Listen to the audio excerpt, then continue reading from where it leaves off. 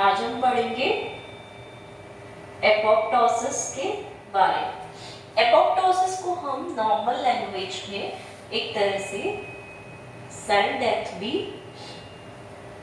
बोलते हैं कि कोशिकाओं की यहाँ पर क्या होती है, डेथ होती है और उस डेथ के कारण जो नॉर्मल फंक्शनिंग है हमारी बॉडी की वो पॉसिबल हो पाती है। तो यहाँ पे हम एपोप्टोसिस के लिए साइंटिस्ट को नोबेल प्राइज भी मिल चुका है और कैर नाम के साइंटिस्ट थे, उन्होंने सबसे पहले एपोप्टोसिस टर्म को पब्लिश किया था। राइट, एपो का मतलब होता है फ्रॉम एंड टॉसिस का मतलब होता है फॉलिंग, मीन्स फ्रॉम फॉलिंग। ये दोनों वर्ड्स मिलकर बने हैं और इन दोनों वर्ड्स से मतलब पता चलता है कि एक सेल है जो आगे जाकर फॉल करेगा। राइट, धीरे धीरे अपने प्रोसेसेस के द्वारा फॉलिंग होगा।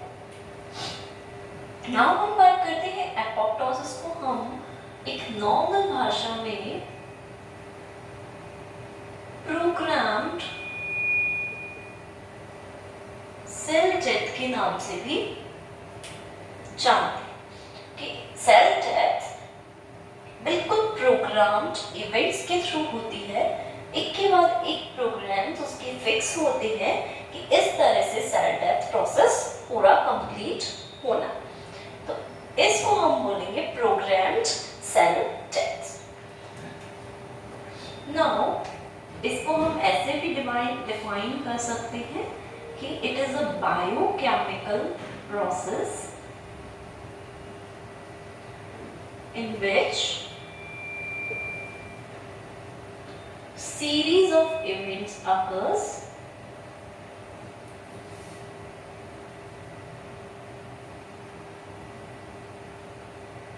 and thus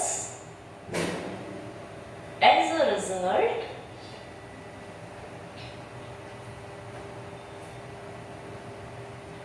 the cell undergoes death. Right, एक बायोकेमिकल प्रोसेस है जिसके अंदर बहुत सारे इवेंट्स हो रहे हैं और उन इवेंट्स के कारण ही सेल जो है वो डेथ प्रोसेस के अंडर को जा रहा है। तो इस तरह से हम इसको नॉर्मली डिफाइन कर सकते हैं। नाउ अगर हम बात करें एपोप्टोसिस,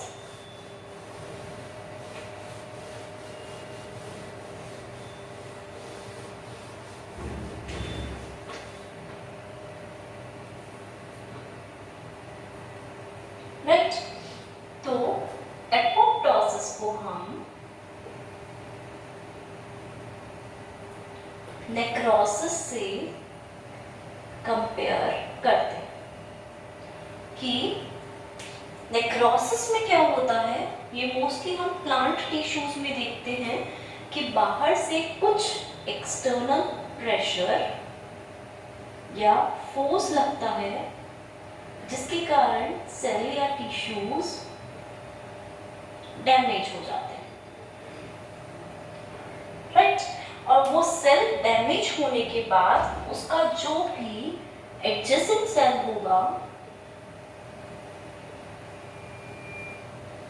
उसको भी डैमेज करते हैं, क्योंकि कुछ सब्सटेंसेस, कुछ ऐसे लाइसोसोम्स जैसे डैमेजिंग सब्सटेंसेस या एंजाइम्स ये रिलीज करेंगे और पास वाला सेल भी इंजर्ड हो जाएगा या थोड़ा सा डैमेज हो जाएगा। तो नेक्रोसिस में हम यही देखते हैं, एकदम बाहर से एक्सटर्नल प्रेशर करता है, प्रेशर से टिश्यू या सेल डैमेज होगा, वो कुछ सब्सटेंसेस को रिलीज करेगा और उन सब्सटेंसेस के रिलीज होने के कारण एडजेसेंट सेल्स भी ऑलमोस्ट डैमेज कंडीशन में आ जाते हैं। तो दैट मीन्स ये एडजेसेंट सेल्स को भी एक तरह से हिला रहा है, उनको भी अफेक्ट कर।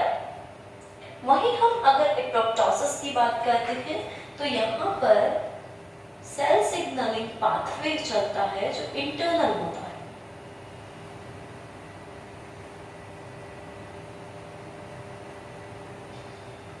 जो इंटरनली होता है कि अगर कोई सेल सपोज डैमेज भी होता है तो वो कुछ सिक्रीट नहीं करेगा, कोई एंजाइम सिक्रीट नहीं करेगा, बस जो सेल डैमेज हुआ है उसी सेल पे ये वाला प्रोसेस वर्क करेगा और इसी सेल को खत्म करेगा। इसके आसपास के जो एडजेसेंट सेल्स होंगे वो बिल्कुल सेफ एंड हेल्दी रहेंगे, इन पे कोई इफेक्ट नहीं रहता।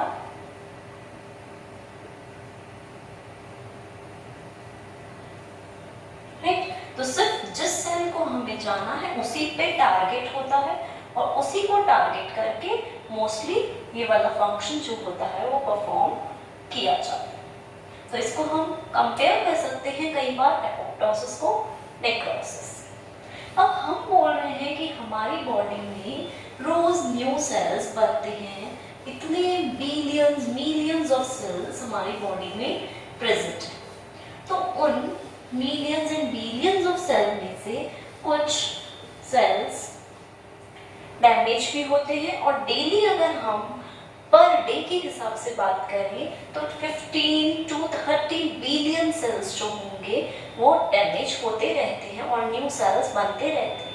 तो उन सेल्स पर एपोप्टोसिस की एक्टिविटी वर्क करती है, परफॉर्म होती है और उन सेल्स को टारगेट करके धीरे धीरे पूरी बॉडी से डिसफंक्शन करके रिमूव किया जाता है।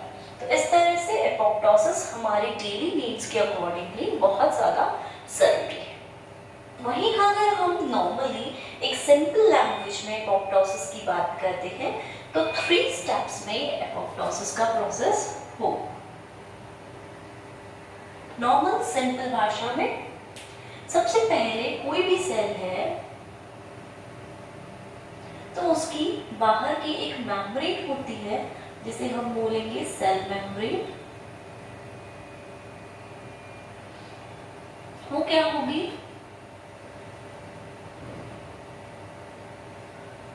श्रिंक हो। राइट, इसके अंदर साइटोप्लाज्म प्रेजेंट होता है। वो साइटोप्लाज्म भी कॉन्ट्रैक्ट करेगा और जितना भी उसमें से वाटर होगा वो बाहर की तरफ रिमूव हो जाएगा।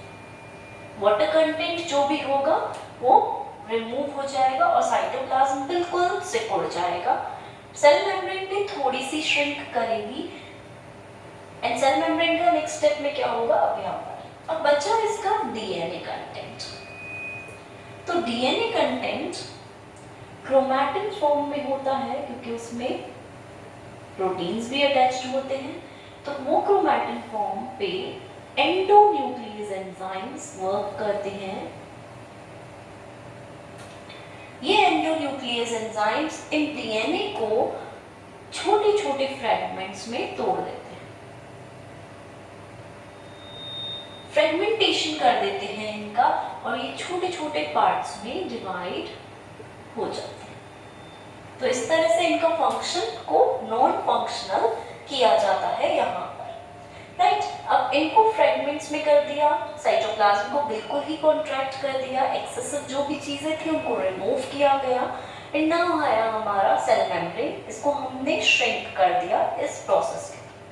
श्रिंक होने के बाद क्या होता है?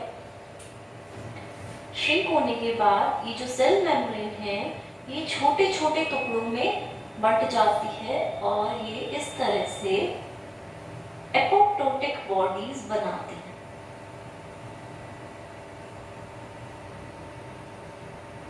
या फिर इनको एक और नाम हम देते हैं एपोप्टोसोम्स। ये एपोप्टोसोम्स जैसी बॉडीज बनाएंगी और फिर इन्हें मैक्रोफेजेस जो होंगे वो एंगल्फ कर जाते हैं। मैक्रोफेजेस प्रेजेंट होते हैं हमारी बॉडी में, वो इन्हें एंगल्फ कर जाएंगे, खा जाएंगे और इन्हें यहाँ से गायब कर देंगे। राइट, 3 पार्ट्स होते हैं मोस्टली सेल के। सेल मेम्ब्रेन से एपोप्टोसोम्स एपोप्टोटिक बॉडीज बनके मैक्रोफेजेस कहा जाते हैं। साइटोप्लाज्म से जितना भी वाटर कंटेंट होगा एक्सेसिव वो रिलीज होता है, रिमूव होता है और ये बिल्कुल श्रिंक करके कॉन्ट्रैक्ट कर जाता है। डीएनए का क्रोमैटिन मटेरियल पे एंडोन्यूक्लियस एंजाइम्स वर्क करते हैं, उसे छोटे छोटे फ्रैगमेंट्स में डिवाइड कर देते हैं और जिन्हें लेटर ऑन मैक्रोफेजेस जो होंगे वो एंगल्फ कर जाते हैं। तो इस तरह से हमारा नॉर्मल प्रोसेस जो होता है एपोप्टोसिस का इस तरह से कैरी फॉरवर्ड होता है। तो ये था हमारा नॉर्मल एपोप्टोसिस।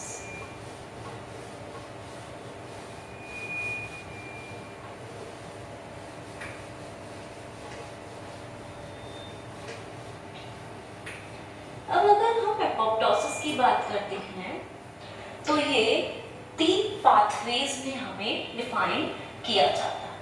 नंबर 1 पाथवे हम कहलाता है एक्सट्रिंसिक पाथ।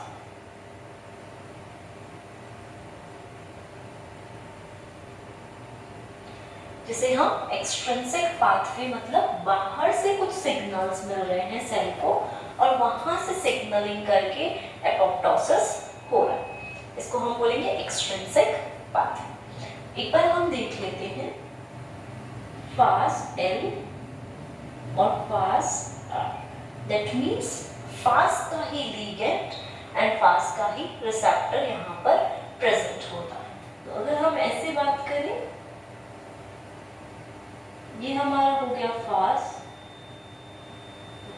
रिसेप्टर, ये हो गया हमारा फास्ट लिगेंड। ठीक है, तो जब हम टी सेल्स की बात करते हैं जो हमारी बॉडी में होते हैं टी सेल्स, उनके ऊपर ये वाले रिसेप्टर्स प्रेजेंट होते हैं फास्ट आर और फास्ट एल वहां पर आकर बाइंड कर जाता है। तो इसे हम death receptor and death ligand के नाम से भी जानते हैं। Death receptor and death ligand. जैसे ही ये दोनों रिसेप्टर एंड लिगेंड में बाइंडिंग होती है, जैसे ही दोनों आपस में बाइंड करेंगे तो बाइंड करते ही यहाँ पर सिग्नलिंग प्रोसेस होता है।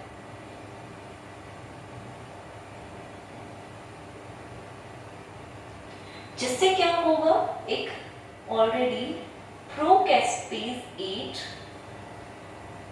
प्रेजेंट था, राइट, ये जीन है, ये प्रेजेंट था और क्योंकि ये प्रोकैस्पेज है मतलब कैस्पेज की पूर्व अवस्था है जो इनएक्टिव फॉर्म में प्रेजेंट है, राइट, यहीं पे ही सेल्स में ही यहाँ पर प्रेजेंट थी। तो जैसे ही इसको सिग्नलिंग मिली दोनों के बाइंडिंग से, इसने क्या किया, इस प्रोकैस्पेज 8 को एक्टिवेट करके कैस्पेज 8 में कन्वर्ट किया, राइट। अब जैसे ही ये कैस्पेज 8 में कन्वर्ट हुआ तो इसने एक्टिवेट किया हमारे कैस्पेज 3 को। कैस्पेज 3 को एक्टिवेट करते ही यहाँ पर क्या हुआ, एपोप्टोसिस या सेल डेथ हो।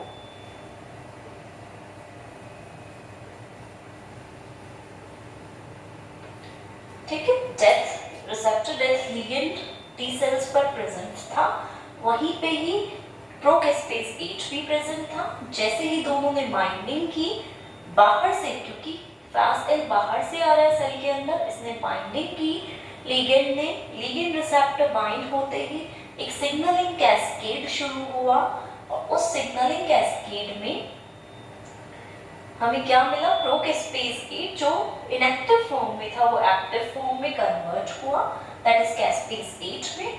कैस्पेज 8 ने प्रोकैस्पेज 3 को कैस्पेज 3 में कन्वर्ट किया और कैस्पेज 3 ने आगे जाकर एपोप्टोसिस या सेल डेथ करवाई, दैट मींस एपोप्टोटिक बॉडीज को फॉर्म करना। तो इस तरह से क्योंकि सिग्नलिंग बाहर से है इसलिए हम इसको बोलेंगे एक्सट्रिंसिक पाथवे।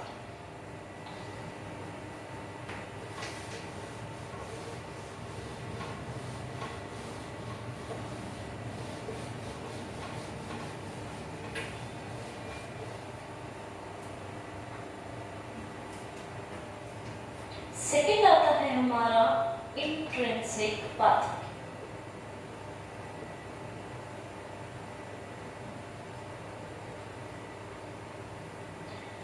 नेम से ही पता चलता है कि सेल के अंदर से ही सिग्नल्स मिल रहे हैं और अंदर से ही सिग्नल्स मिलने के कारण सेल डेथ हो। जहाँ पे बाहर से कोई सिग्नल्स नहीं है, सेल खुद अपना सिग्नल खुद सेल्फ डेथ करा रहा है, खुद अपने आप को ही मारने के लिए सिग्नल्स दे रहा है। एक तरह से सुसाइड टाइप का अटैम्प्ट यहाँ पर हो। तो यहाँ पर हम अगर देखते हैं, सपोज कहीं से भी बाहर से कोई शॉक लगा सेल को, या फिर चोट लगी, कहीं से डैमेज हो गया, कुछ भी किसी की भी वजह से, किसी भी रीजन की वजह से, चाहे वो एक्सटर्नल प्रेशर हो, एक्सटर्नल फोर्स हो, किसी भी तरह से वो डैमेज हुआ, तो माइटोकॉन्ड्रिया पे उसके फर्क पड़ा।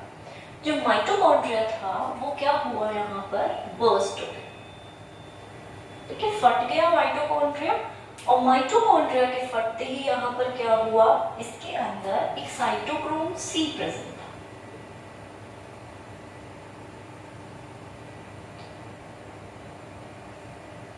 साइटोक्रोम सी इसमें प्रेजेंट था, जिसे हम एटीपी सिंथेसिस के लिए भी यूज में लेते हैं। हमने पढ़ा होगा साइटोक्रोम C1 जो हमारा एटीपी सिंथेसिस कराता है, ETS साइकिल। तो वही साइटोक्रोम सी बाहर की तरफ आया यहाँ से, और जैसे ही ये बाहर आएगा, ओज आउट करेगा, तो इसने क्या किया, एक बॉडी को फॉर्म किया जिसे हमने बोला APAF1। APAF1 भी सिग्नल्स मिले, तो इसने क्या किया, प्रोकेस्पेज 9 को कैस्पेज 9 में कन्वर्ट। इनएक्टिव फॉर्म था, कैस्पेज 9 में कन्वर्ट होते ही ये तीनों मिलके एक बॉडी बनाते हैं जिसे हमने बोला एपोप्टोसोम। ऑलराइट, वापस देख लेते हैं एक बार। माइटोकॉन्ड्रिया बर्स्ट हुआ, फटा, साइटोक्रोम सी रिलीज हुआ, इसने APF1 के साथ बाइंड किया, एक्टिवेट किया प्रोकेस्पेज 9 को। कैस्पेज 9 हमारी एक्टिव फॉर्म थी, इन तीनों ने मिलकर एक बॉडी को फॉर्म किया जिसे हमने बोला एपोप्टोसोम। एपोप्टोसोम बनते ही कैस्पेज 3 एक्टिव हो गया। जैसे ही कैस्पेज 3 एक्टिव हुआ, प्रोकेस्पेज फॉर्म से इसने एपोप्टोसिस या सेल डेथ को इनिशिएट करवा दिया, ठीक है, क्योंकि इंट्रिंसिक पाथवे है, इसलिए सेल के अंदर से ही सिग्नल्स मिलेंगे माइटोकॉन्ड्रिया को। माइटोकॉन्ड्रिया बर्स्ट होके ये सारे प्रोसेसेस को कंप्लीट करेगा और एंड में जाके सेल डेथ को करवाएगा। तो इस तरह से हमारा ये इंट्रिंसिक पाथवे प्रोसेस जो है वो वर्क यहाँ पर करता है।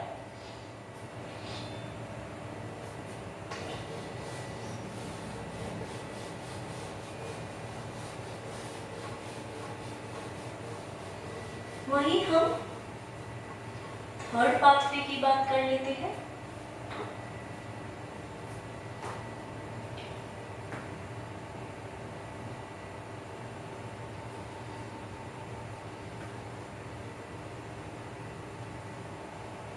ग्रेन्जाइम पाथवे।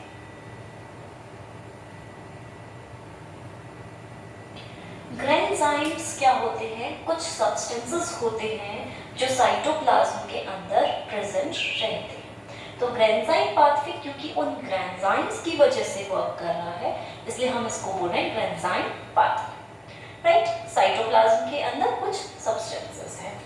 अब ग्रेन्जाइम यहाँ पर दो प्रकार के प्रेजेंट हो सकते हैं। एक है हमारा ग्रेन्जाइम बी, एक ग्रेन्जाइम ए।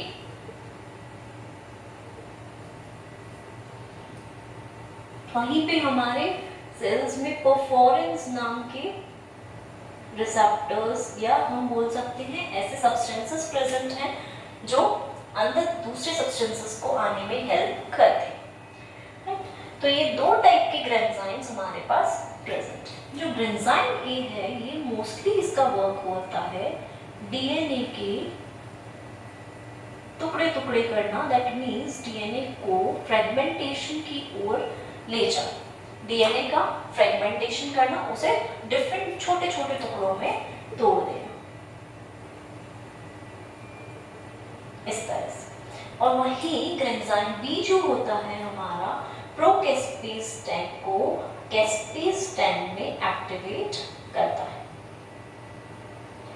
एक्टिवेटेड फॉर्म में लाता है। और वही कैस्पेज 10 कैस्पेज 3 को एक्टिवेट करके सेल डेथ करवाता है। तो इस तरह से वो सेल डेथ की ओर ले जाता है। तो यहाँ पर दो टाइप के ग्रेन्जाइम्स हैं। ग्रेन्जाइम्स एक तरह के एंजाइम्स ही हैं जो क्या कर रहे हैं, एक्टिव होते ही कैस्पेज 10 को एक्टिवेट कर रहे हैं, कैस्पेज 3 एक्टिवेट हो रहा है और सेल डेथ की तरफ जा रहा है। वहीं यहाँ पर ग्रेन्जाइम ए एक्टिवेट होकर डीएनए के फ्रेगमेंटेशन को करा रहा है और डीएनए के फ्रेगमेंटेशन के कारण डीएनए टुकड़े टुकड़े होकर अब कोई यूज का नहीं रहेगा और उसका जो फंक्शन है वो नॉन फंक्शनल में कन्वर्ट हो जाएगा। वहीं अगर हम बोलते तो हमने 3 प्रोसेसेस या पाथवेज पढ़े, एक्सट्रिंसिक, इंट्रिंसिक एंड ग्रेन्जाइम। लेकिन तीनों पाथवेज में एक चीज हमने देखी कि जो कैस्पेज 3 है वहां तक तीनों पाथवेज में कैस्पेज आ रहा है। कैस्पेज 3 मतलब तीनों पाथवेज में वर्क कर रहा है, काम आ रहा है और यही एक मेन हम बोल सकते हैं जीन है जो इनिशिएट करवा रहा है या फाइनल सेल डेथ को करवा रहा है। पहले वाले में हमने देखा था 8 आ रहा था, फिर 9, फिर 10। तो इस तरह से कैस्पेज की ये इंटरमीडिएट सीरीज थी और ये वाली जो सीरीज है कैस्पेज 3, ये हमेशा एंड में आके सेल डेथ को पूरा कंप्लीट करवाने में हेल्प कर रहा है। तो इसको हम बोल सकते हैं एक तरह से फिनिशर जी, जो एंड में जाके सेल डेथ को बिल्कुल अच्छे से कंप्लीट करवाने में सक्षम है। वहीं अगर हम एक बार देख लेते हैं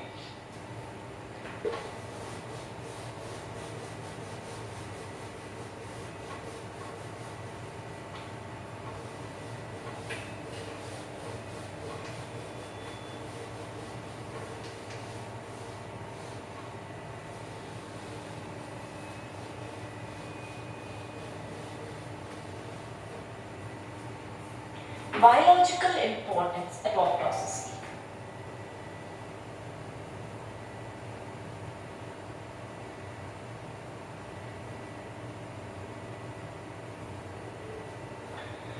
जब भी हम बायोलॉजिकल इंपॉर्टेंस की बात करते हैं मतलब क्या बायोलॉजी इंपॉर्टेंस एपोप्टोसिस रखता है, तो अगर हम बोल रहे हैं नॉर्मल एपोप्टोसिस हो रहा है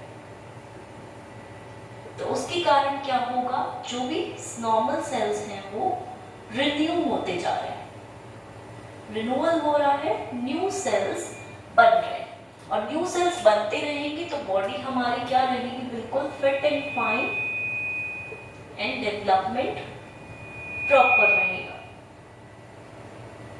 राइट। तो इसको हम बोल रहे हैं कि नॉर्मली सेल्स में रिन्यूअल करवा रहा है। वहीं अगर हम एपोप्टोसिस की बात करें, अगर एपोप्टोसिस बहुत ज्यादा हो रहा है, बॉडी बहुत ज्यादा रेट से हो रहा है, तो जो हमारी न्यूरो डिजनरेटिव डिजीजेस हैं वो हमें हो सकती हैं। मतलब हमारे जो न्यूरॉन्स हैं वो बहुत ज्यादा डिजनरेट होंगे और उसके कारण हमें डिजीजेस का सामना करना पड़ सकता है, राइट। वहीं अगर हम बात करें एपोप्टोसिस की कि ये बहुत लो रेट से हो रहा है, मींस बॉडी में एपोप्टोसिस हो नहीं पा रहा, जो भी डैमेज सेल्स हैं वो बाहर जा नहीं पा रहे, उनकी डेथ नहीं हो पा रही, तो हमें कार्सिनोमा या कैंसर जैसे डिजीजेस देखने को मिलेंगे। क्योंकि सेल्स क्योर नहीं हो रहे तो कैंसर भी पॉसिबल है। इसलिए हम बोल रहे हैं कि एपोप्टोसिस न ज़्यादा होना चाहिए न कम होना चाहिए, एक नॉर्मल रेट से होना चाहिए और बॉडी उससे प्रॉपर डेवलपमेंट हमारी कर पाएगी। और अगर ओल्ड सेल्स धीरे धीरे रिमूव होते जाएंगे तो न्यू सेल्स का फॉर्मेशन होगा, जिससे प्रॉपरली जो फंक्शन है हमारी बॉडी परफॉर्म करेगी।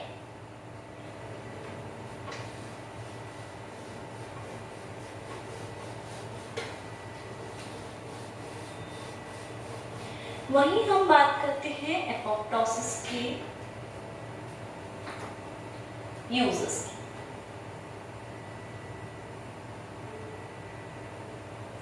हम बोलते हैं एपोप्टोसिस एडल्ट्स में जाके इसकी रेट जैसे जैसे ओल्ड एज में जाएंगे इसकी रेट थोड़ी स्लो डाउन होती रहती है।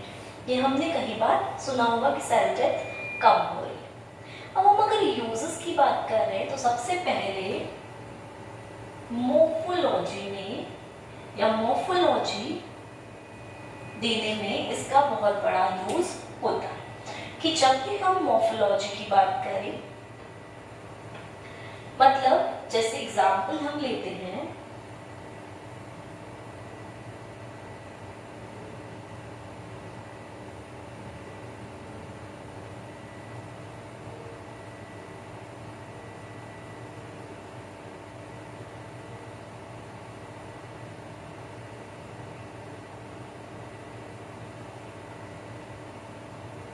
जैसे अब हमारी फिंगर्स की सपोज बात करते हैं, 5 फिंगर्स हैं, अगर हमारी फिंगर्स के बीच में स्किन होती जैसा कि फ्रॉग्स में डेवलप थी, एवोल्यूशन के साथ डेवलप हुई थी, तो अगर इस स्किन में एपोप्टोसिस नहीं होता, स्किन की डेवलपमेंट के टाइम पे, एम्ब्रियोलॉजिकल टाइम पे सेल डेथ ना होती तो हमारे बीच में भी स्किन फिंगर्स में प्रेजेंट होती। तो सबसे बड़ा रीजन यही रहा है यहाँ पर कि ये एक मोर्फोलॉजी, एक आकार प्रोवाइड करा रहा है हमें और बीच वाली स्किन को रिमूव कर रहा है डेवलपमेंट के ही टाइम पे, ताकि इजीली मोर्फोलॉजी जो है वो प्रॉपर वे में फॉर्म हो सके। तो ये सेल डेथ का फंक्शन है, एक तरह से यूज है। वही हम बात करते हैं साइज से रिलेटेड कि हम बोल रहे हैं किसी ऑर्गन की साइज बहुत ज़्यादा अगर हो जाती है सपोज, या डेवलपमेंट के टाइम पे वो बहुत ज़्यादा साइज में इंक्रीज हो रहा है, तो वहाँ उसे प्रॉपर साइज मेंटेन करने के लिए सेल्स की डेथ करवाई जाती है। तो डेवलपमेंट एम्ब्रियोलॉजिकल टाइम पे ही एक प्रॉपर ऑर्गन को प्रॉपर साइज देने के लिए सेल डेथ करवाना एक थोड़ा सा इम्पोर्टेंट फैक्टर हो जाता है।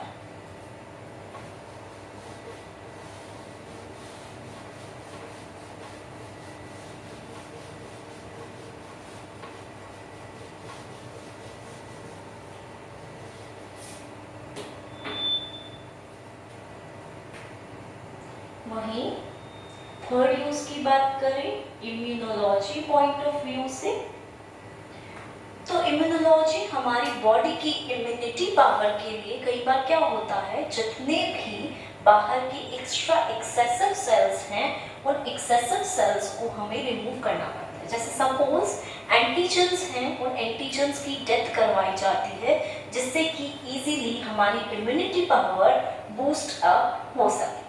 वही चीज यहाँ पर होगी कि यहाँ पर जो भी एंटीजेंस आएंगे जो हमारी बॉडी के लिए हार्मफुल है, हमारे सेल्स में इंटर करते हैं, तो उन सेल्स को हम वहाँ पे सेल डेथ के थ्रू ले जाते हैं। एक प्रॉपर प्रोसेस होता है और इम्यूनिटी उससे हम बूस्ट करवा सकते हैं। तो इम्यूनिटी बूस्ट अप के लिए ये वाला प्रोसेस इम्पोर्टेंट है, राइट। नेक्स्ट हम बात करते हैं फंक्शन के लिए, एक प्रॉपर फंक्शन प्रोवाइड करने के लिए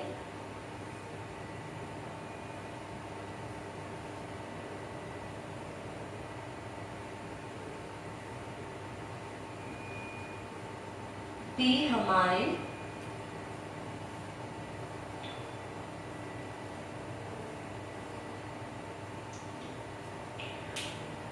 एक प्रॉपर फंक्शन के लिए भी एपोप्टोसिस हमें हेल्प करता है, एक प्रॉपर फंक्शन प्रोवाइड करवाता है। जैसे सपोज हमने बात की कि ये जो हमारे सेल्स हैं सिर्फ ये ही हमारे फंक्शनल हैं, बाकी ये जो सेल्स बीच में क्रिएट हुए हैं ये नॉन फंक्शनल सेल्स की कैटेगरी में आते हैं, कोई फंक्शन परफॉर्म नहीं करते, सिर्फ बॉडी में ऐसे ही फॉर्म होगा।